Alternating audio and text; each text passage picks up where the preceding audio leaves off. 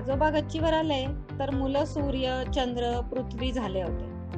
बंटी सूर्य बनून मध्ये उभा होता, तर चिंटू पृथ्वी बनून स्वतःभोवती फिरता फिरता सूर्याभोवती फिरत होता आणि मिनू चंद्र बनून स्वतःभोवती आणि पृथ्वीभोवती फिरत होती. फिरता फिरता एकमेकांना धडकत होते. मज्जा येत होती त्यांना. आजोबा आल्याचं पाहून त्यांचा खेळ थांबला. आजोबा, आज आम्हाला ग्रहांची गोष्ट सांगा ना. मुलांनी आधीच ठरवल्यानुसार आजोबांना फरमाईश केली. बर, पण आपल्या सूर्यमालेत किती ग्रह आहेत सांगा बरं. 8. भूशुक्रू मंगूश युने. मुलं एका सुरात म्हणाली. शाबास.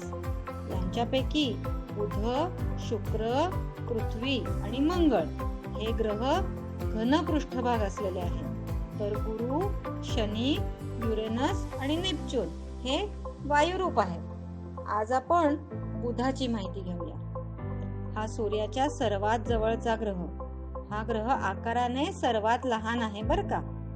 याचं सूर्यासमोरच्या भागाचं तापमान सर्वात जास्त म्हणजे 420 अंश सेल्सिअस असतं, तर विरुद्ध बाजूला अतिशय थंड तापमान म्हणजे उणे 200 अंश सेल्सिअस असतं.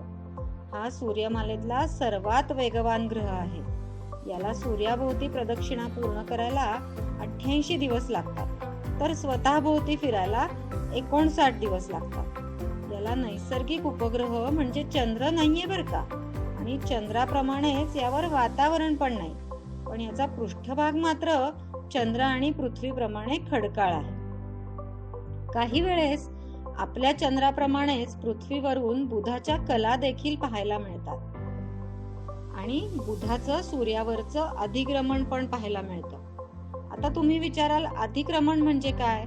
तर अधिक्रमण म्हणजे पृथ्वी, सूर्य यांच्यामध्ये सरळ रेषेत ज्यावेळेस बुध येतो, तेव्हा सूर्यबिंबावरून बुधाचा छोटासा ठिपका पुढे सरकताना दिसतो.